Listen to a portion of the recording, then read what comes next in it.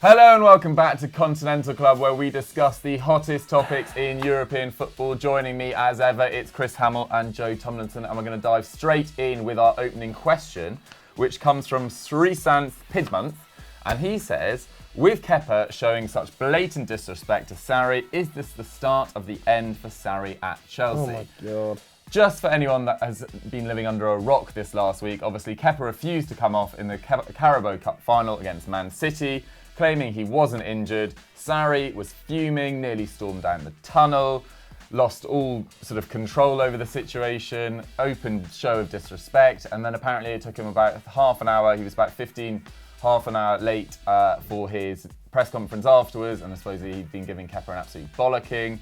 Chelsea players have come out this week saying that they sort of unified the dressing room.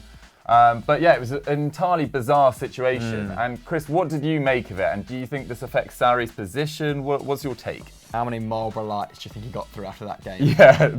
A good 40. Yeah. I had to go Probably burning bloody Kepa get at the from same duty time. free. Just one of those cases full of them. Let's have a recapper of the aftermath of that week, because he was subsequently fined £190,000, the goalkeeper. I believe that amounts to a week's wages. Yes. Publicly apologised and was left out of the Spurs game, with Sarri saying it was very easy. Kepa made a big mistake and then paid with the club. In this match, he has to pay with the team. Nice. I think Sarri actually handled this perfectly, because I think if he throws Kepa under the bus post-match against Chelsea in the Carabao Cup, City in the Carabao Cup final, then Jose Mourinho's style, then I think that he could lose various members of the squad. All of a sudden, factions start to appear. He creates a sort of you're with me or against me kind of position, but he handled this like a true diplomat. He's giving Kepa a way back into the team already, saying that he'll pick him for the Europa League tie or against Fulham. And, in the space of 1 to 2 weeks, something that could have defined the end of their season has kind of been skated over. Yeah, it's Pedro coming out recently and telling ESPN that, we fully respect the decision that Sarri's made. Strongly worded, actually, the interview from Pedro, saying that Kepa, big mistake from Kepa. He had to learn a lesson, and they sort of echo the sentiments from Willy Caballero, who was brought in. And he said he's going to learn from this. He's a great goalkeeper. He's a great guy, and kind of the squad are displaying more unity than ever, really. More maturity, at this point. So I'm not saying it's going to be the catalyst for everyone getting along and things going swimmingly at Chelsea, but they've managed to turn a big negative into a small positive, I guess, with that victory over Tottenham. I mean, that was vital, because if they lose to Tottenham, then it snowballs, and Kepa probably finds it harder to get back in the squad, doesn't he? So he's booed by sections of the home support actually at Stamford Bridge during that Tottenham game. So the fans very clearly putting their allegiance with Sarri on this. I think that's quite an English sentiment, isn't it, to be respectful towards the authority. Although they had just been chanting Sarri ball of the club. Game, Yeah, so I mean, a little bit hypocritical, perhaps. With intermittent chants about celery. So who knows, what's going on in the mind of a Chelsea fan at any given moment. Caballero, just to revisit some of his comments, speaking to the Daily Mail, said, "We spoke about it after the incident and it was good to have a chat with him. Like I said, he said he thinks he's learned a lot from this and he's just going to move on from it. Sometimes these things put players apart, but in this case, we are more together than ever." So it's a mixed bag, isn't it? But I think handled quite deftly. Joe, if this was Jose Mourinho at Manchester United, I think there would be very much a split dressing room. Yeah, probably. I think for me anyway, I think Sarri's handled it well in the aftermath. I think at the time he handled it pretty much as badly as he could. I think. What could he do though? Throwing his arms up in the air, smashing bottles down, threatening to walk down the tunnel. I don't think, to me, that is handling it well at all as a manager. If I was a fan, I'd be going, we'll just take him off, just pull him off. But what, he can't physically go get him. No, you can't physically go get him, but don't then throw an absolute. I sympathised with him. I thought Kepa was completely. I think that's Kepa's 100% in the wrong. But that was like, I understand that apparently this is like a very Sarriism. At Napoli, he used to take his shirt off and throw it on the ground and stuff like that on the sideline. So maybe that is a Sarriism, that he's very emotional on the touchline. But maybe it's just me. I don't particularly like to see like that sort of thing where it's people love Jurgen Klopp running down the touchline, celebrating with his fans. They like to see passion on the sideline. Claude Puel getting it from Leicester fans for being the most kind of apathetic man possible. So I think that's just. I think passion in a positive sense. I'm totally down. You have to be a Buddha, to not display annoyance at Kepa in that situation, I think. Joe, do you think this puts Kepa's long-term future at Chelsea at doubt? Well, some of the reports I read last few days that all of the players have sided with Sarri, obviously, and Sarri clearly made the right decision in the aftermath. Like I said, that he's come out and said, "Look, I'm dropping you. You need to pay for it with the team." I think some of the team members are pretty fuming with Kepa. Some of the stuff that I've read and heard on the radio about some of the sources inside the club are that he has been resoundingly hammered by some of his fellow professionals, and rightly so, because it's a disastrous decision what he did, and it was both immature, embarrassing, and do you know what? To go down with cramp in the first place is a total embarrassment. To be fair, as a goalkeeper, to go down with cramp in that situation, whether you're faking it or not. What are we doing? You're a goalkeeper. You've got no right to go down with cramp in your calf. Didn't he have hamstring injuries though? Yeah, but he's gone down with cramp in his calf. Maybe that affects his calf. I don't know. No, mate. That is. He's basically Never what had an elite athlete's body. I mean, basically what's happened is he's gone down to waste. Gone down to cramp. Basically, what's happened is he's gone down to fake an injury and completely f***ed it. He's gone down and gone, I'm going to waste time faking an injury. And they've rushed the physios on because they're worried maybe about the hamstring. He's clearly faking and then has gone, no, actually, I don't want to come off. Completely f***ed it. The players know he's f***ed it. And I'm not surprised he's getting battered by his fellow pros, to be totally honest. It's a total embarrassment to be Kepa. But, Chelsea, on a sort of separate note, I think we've covered Kepa pretty well, but Chelsea, from a couple of weeks ago, I remember on Sunday Vibes, we were saying this couple of weeks could, give Sarri, seal him, give him the job to the end of the year, or he could be fired. And they've recovered really well from that 6-0 thrashing. They obviously lost to Man United at home in the FA Cup. That was a really disappointing display, but a 5-1 aggregate win over Malmo, although not the toughest of opposition. And then on Wednesday night, obviously that 2-0 victory over Spurs. Chris, did you catch that game? What did you make of it? Intermittently, because I was watching Celtic versus Hearts. A good win, that. Odsonne Edouard, last minute. Love it. Perlo-esque ball from Scott Brown back into the box. Big up the new Lennon era. Yeah, 2012 all over again. Fully expect to see Gary Hooper and Anthony Stokes back up front in the 4-4-2. The hoops. I did catch glimpses of the game, and I just thought, Spurs were relatively unimpressive, weren't they, uninspired. Sonny Snelling, our resident Spurs fan, said his dad, and I quote, said there's just 11 C words out there. So there is. And he wants the whole team to be fired, I believe, Mr. Snelling as well. That harmony from that unbeaten run at the start of the season seems to have just ended emphatically. And it looks like he's struggling to sort of find solutions, which he found so well. It's odd, isn't it, in the absence of Harry Kane, in the absence of Christian Eriksen, Dele Alli, some at various points throughout the season. By no means can I comment on the nuances of his setup or his sort of tactical decisions. But Chelsea second half, I thought were pretty convincing and pretty deserved victors. Some awful mistakes as well. Yeah, another rare Hugo Lloris mistake. It doesn't happen, does it? God, yeah. Only seen 55 this season. I know. And Alderweireld getting pushed past by Pedro so easily as well. Then it goes through Lloris's legs. I just thought it was a really limp display from Spurs and a really good win from Chelsea, but almost one we're not totally surprised by. I think Spurs' win last year at Stamford Bridge was their first win there in 30 years.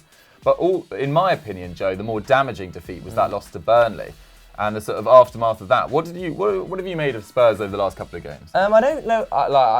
They've not been great. But this is just more examples of an incredibly thin squad being exposed. Like we've said it the whole season, haven't we? And Pochettino now is rightly fuming. Like you've seen in the last week, we talked about it then. I think the squad is now galvanised behind Sarri at Chelsea after that incident. You know, that's probably brought them all together, if anything. Maybe left Kepa a little bit astray, but they've all got together. I feel like the squad is starting to maybe not be so cohesive under Maurizio Pochettino. Some of his statements, you know, in the press about the money he's had, saying, oh, I want washing machines and the board are buying me tumble dryers or dishwashers or whatever it was, and then the reaction when he loses to Burnley and he goes up and he confronts Mike Dean is really un-Pochettino. Like I would not have expected Pochettino to go and lose his rag in that way. I get that he probably said something really stupid and ridiculous, Mike Dean. What that is, we'll probably never know, sadly. But I would never have seen Pochettino losing his rag in that way, and I think that Burnley loss was so big for Tottenham's season because if they win it, I genuinely think Pochettino thinks I can win the title. But that they're now 1 point. If they lose to Arsenal, 1 point. I know that game is so It's a 9 point swing in 3 matches. I think Pochettino was probably frustrated because a win there not cements their position as a Champions League club, but I don't think he was under any illusion that he's going to win the title. No. I don't know. When he was saying pre-match, when he was like, "If we can beat Burnley away, we're right in the title race," and I mean that like he was to me putting the Burnley game at the front of his mind, like ahead of the Chelsea match later in the week. The Burnley match away was huge for him. Yeah. That's why he played Harry Kane first game back from a 6-week injury, starts and plays 90 minutes in that match. Like that is a huge game for Spurs, and I think he knows how big of a loss that was. Yeah, no, that game against Arsenal has just taken on huge significance. It's a huge couple of weeks for Arsenal. I think they play Man United after that as well. So the race for top four is becoming really interesting. But Chris, if you were, Daniel Levy, and we don't know what sort of budget they'll have this summer. No. Probably not a lot. Zero. Probably not anything. Hopefully not zero, but not a lot. But where are the areas of the squad that you would target most? And, have you got any names in mind that could come into Spurs' situation? We genuinely haven't prepared for this, by the way. This is all off the cuff. So I will, try and think of some for you, Duke. Having watched what Spurs kind of on and off this season, the fullbacks aren't performing at a level that Pochettino would probably require or has come to expect, because he's kind of turned Ben Davies and Kieran Trippier into elite fullbacks over the last couple of seasons, and that's kind of been a little bit unprecedented. And obviously, when he's playing a back three, I'm not sure what sort of system he's adopted for the main part of this season. They're very important, aren't they? Particularly given the lack of creativity in central midfield. Moussa Dembele, we've been saying for the best part of a year that they needed to replace him, and we've gone from suggesting Kovacic on Sunday Vibes before he went to Chelsea, to various other suggestions. I think I saw them linked with Bruno Fernandes from Sporting, who I speak about on the podcast on Sunday. That is being released, so make sure you go and check that out. And he is someone that contributes on both ends, so defensively, pretty elite attacking numbers in Portugal as well. And he really cuts his teeth in Serie A. So it's not just a matter of prospering in Portugal, because those numbers, like the Eredivisie, can be a little bit misleading at times, can't they? I think he would give them a lot more options in the middle. Although, he has profiled very similar in the past to Christian Eriksen. Whether they could play in the same midfield might be, slightly problematic.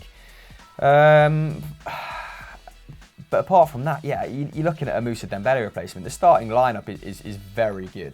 I mean, you've said in the past that they need to look at a new goalkeeper. That could be quite an interesting scenario to go down, an avenue to go down even. But I'm gonna say Bruno Fernandes, although I don't pick Tottenham as a likely destination from in the podcast. So maybe a bit mixed signals there. What about you, Joe? I think they need a centre-back. I think Alderweireld is going to leave in the summer. I'd be surprised if somebody doesn't pay that £20 million buyout clause. Like, that's cheap as chips, isn't it, for a player of his quality? And he probably will earn a lot more wages than United Tottenham. Couldn't get Koulibaly or Skriniar? I think they'd probably be interested at 20 mil, but they were put off, weren't they, last year by his fee. So if they can't get that deal done, I don't think he'll be like a first name on their list. But I do think there'll be a lot of clubs interested in Alderweireld, and he should, in my opinion, leave. Get better wages elsewhere. He's coming towards the twilight of his career now. How old is he? 29? 28? It's going to be far less suitors from this season than there was last year. Yeah, but at 20 mil, I think. Or the year before. I think at 20 mil, I think people will still be willing to take the risk probably for a player of Toby Alderweireld's quality despite his checkered injury history. So I think maybe an Alderweireld replacement if he does leave. Central midfield, 2 of them. I think desperate need for centre mids. Moussa Sissoko and Harry Winks, as good as the job has been they've done, just not really going to cut it for a Premier League title-winning side, in my opinion. And going deep in the Champions League. So probably 2 central midfielders. Who they are? Are they going to reshape their squad with a Premier League title in mind? Because Pochettino has said, as well as those kind of quite bold quotes that you talked about pre-Burnley game, he's also said, I can see Spurs not winning, the way we currently operate, not winning a Premier League for another 10 years. Yeah. So I don't know if they're going to go after targets that are necessarily going to, would suggest they're competing for domestic glory. I think it is going to be a case of just maintaining a Champions League spot. Like they're going through that Arsenal transition, aren't they? And it's a tough period to navigate. Even to maintain that Champions League spot, I think you've got to upgrade on Winks and Sissoko. Yeah, I agree. So I think 2 centre mids, potentially a centre back, and another attacker. I really think they need another attacker. Like if it wasn't for Heung-min Son's brilliance for about 3 months during Harry Kane's layoff and even before that, they would be really struggling. They would be well and truly in that top 4 race if he hadn't scored, 16 and 12 or something like that they got. You're not happy with Lucas. 16 goal contributions. Not happy in 12. with Lucas and Lamela as backup forwards. They're okay, but I think there are upgrades to be had, particularly in like the Christian Eriksen role, because I personally think they'll end up selling one of the forward line this summer. I mean, Lamela's another one that's got a very checkered injury history, and I don't know if they can rely on him to play, a 40, 50 game season. He seems to be in and out of the treatment room, doesn't he? I've got a couple of suggestions from the Eredivisie in terms of forwards. So I've always liked David Neres. He could potentially play on the right-hand side, Son on the left, and Harry Kane through the middle. I think he's probably better off the ball than Lucas Moura. Obviously, Lucas Moura, you can really exploit his skill set going down the centre, can't you, with him playing on the last man, which he kind of did to devastating effect against Manchester United last season. So maybe he could swap out, every now and then with Harry Kane.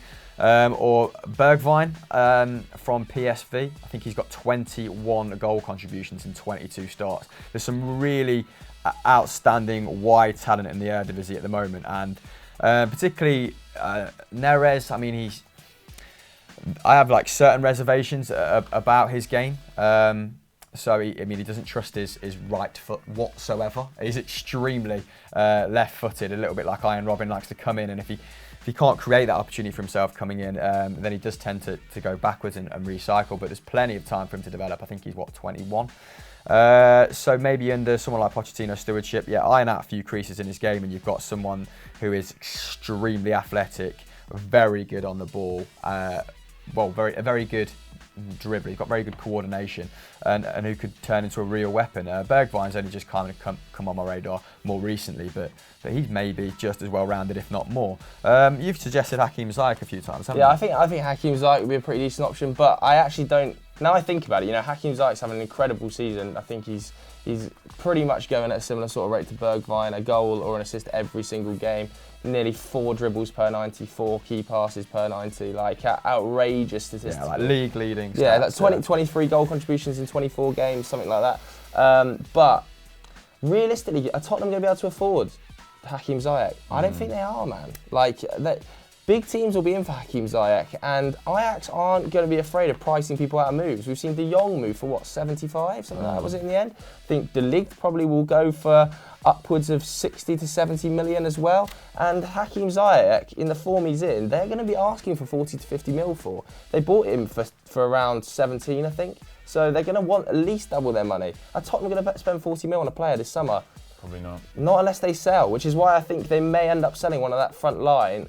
And it could well be like a Christian Eriksen to Madrid or Barcelona or somewhere like that. There's definitely absolutely loads of talent in the Eredivisie. It's just a bit of a shame that one of their top exports last summer, Alireza Jahanbakhsh, hasn't really had a sniff at Brighton. I'm not saying he's the same quality as any of the players we've just mentioned. His numbers were brilliant though, They were great. Yeah. And he wasn't playing for one of the top sides either, so I don't know whether that will put off Premier League clubs from going for this top Eredivisie talent.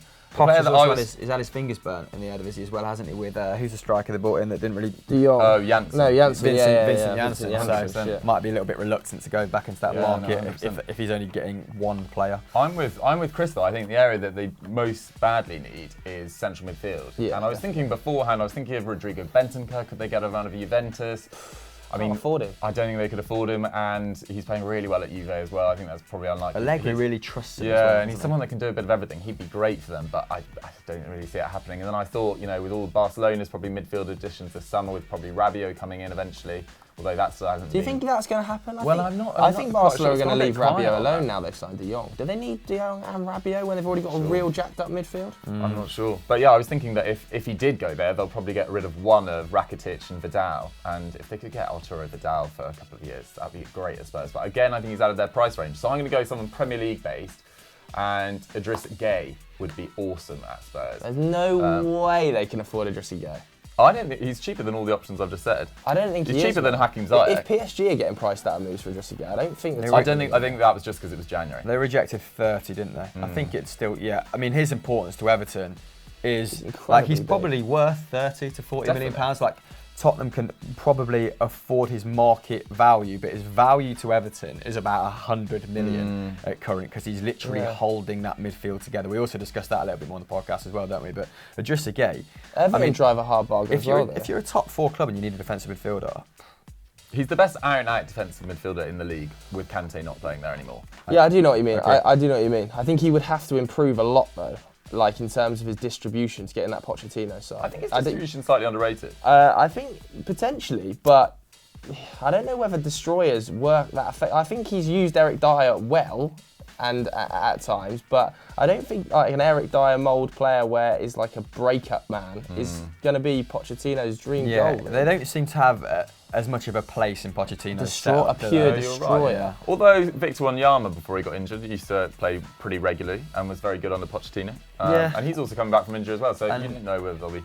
I was having a look at Backing Idrissa on Gueye's his numbers, fitness. and his actual ball progression is just as good as Gomez. And Gomez is, deep progressions have been about 7 or 8, which is kind of decent for a midfielder in the Premier League. It probably puts you at about, the halfway house for best or worst.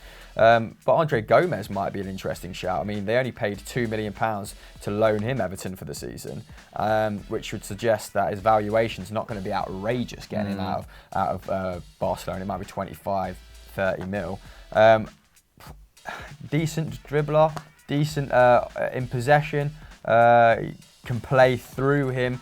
They're kind of the qualities. Like he's nowhere near as good at dribbling as Moussa Dembele. Moussa Dembele was great at getting Tottenham on the pitch. I'm not saying he's in that same mould, but he'd be an interesting option for them if he was available. Maybe Like a lot of people as well will probably be saying at home, like Tanguy and Dembele has been linked to Tottenham for ages. They just can't afford him, man. Like, forget that type of player if you're Tottenham Hotspur unless you sell Eriksen, Kane, Ali or Son. He'll go for 60 minimum, Dembele, I think. Yeah, I do as well. I completely agree. I think Tottenham have to be shopping in the loan market, loans and frees, which would worry me if I was Spurs going into the summer. Because everybody else is going to spend a lot of money this year, a lot of money. Well, there you have it, guys. We've sort of meandered from Chelsea into Spurs. It was quite a nice discussion of, the state of Spurs and the state of Chelsea. I hope you enjoyed it. We'll move on to our big match preview.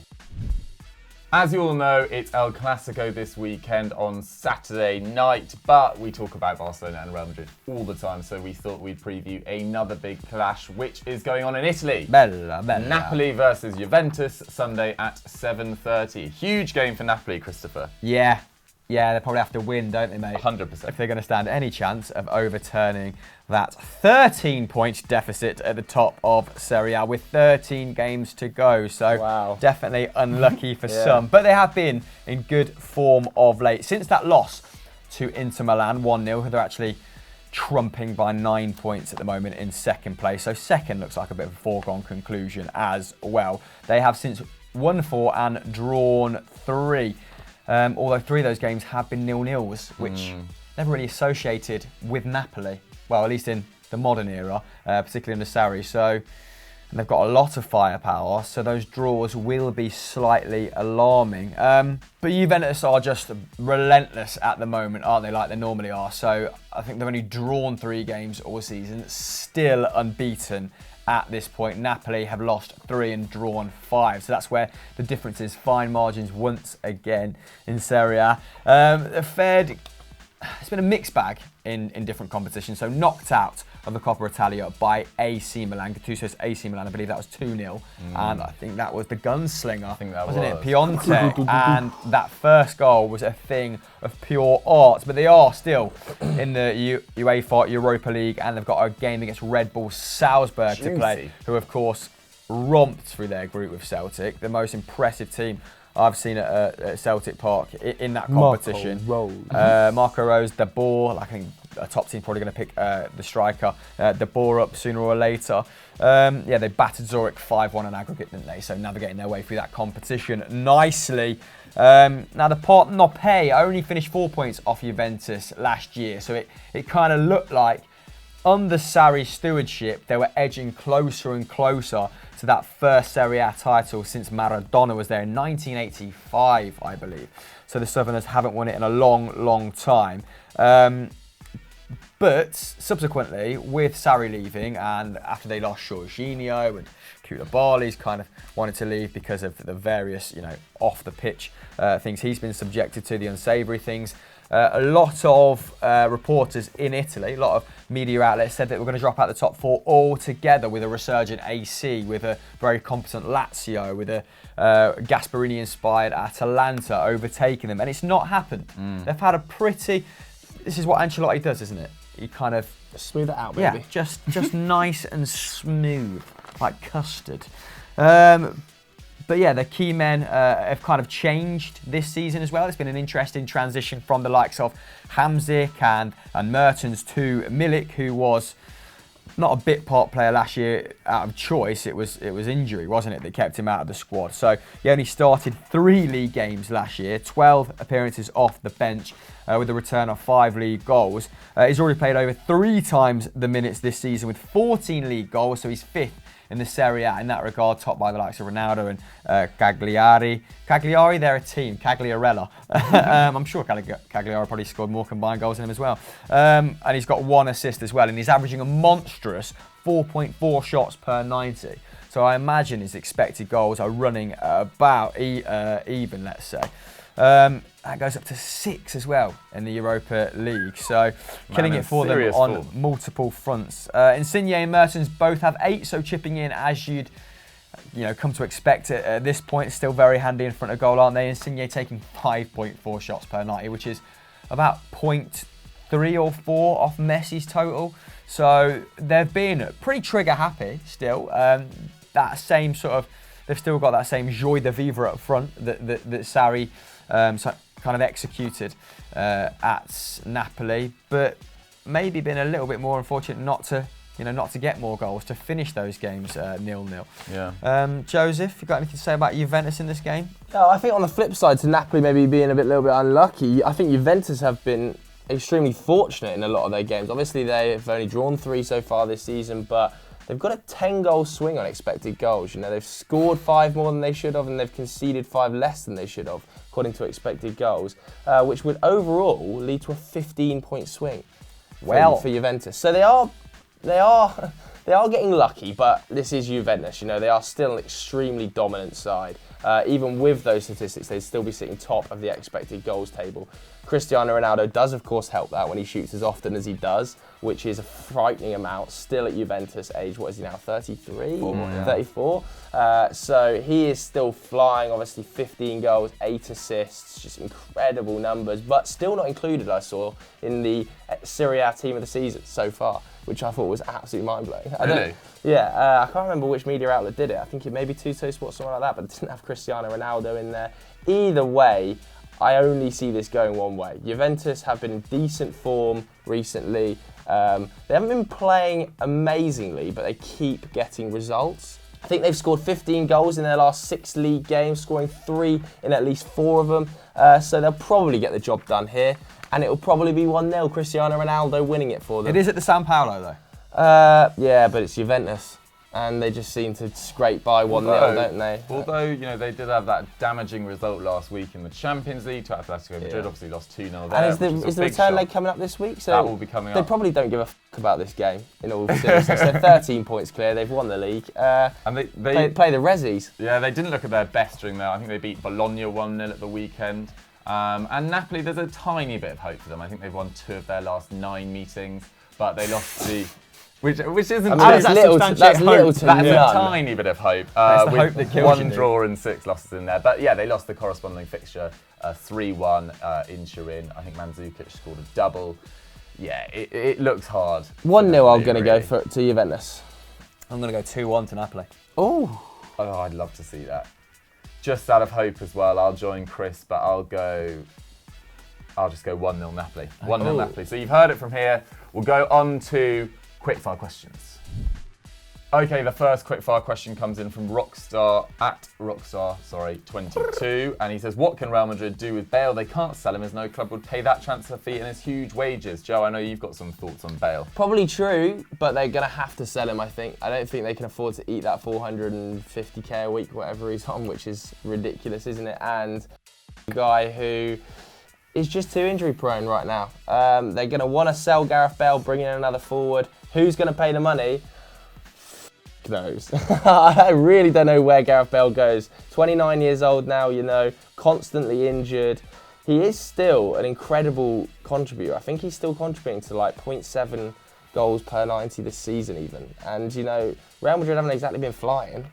So it'd be a shame to lose him, but the injuries have hit him. His attitude seems to have changed in recent weeks. Obviously, the refusal to warm up pre-Levante. Kicked off and then when he did score against Levante, of course, refused to celebrate, didn't he? And went back and wasn't shaking anyone's hands. Solari came out and said he can celebrate however he wants. But to me, that kind of says maybe he's not too happy that Vinicius Jr. has taken his starting spot. But Vinicius is flying, man. Playing so well. Brilliant at the moment. Great to watch on that wing.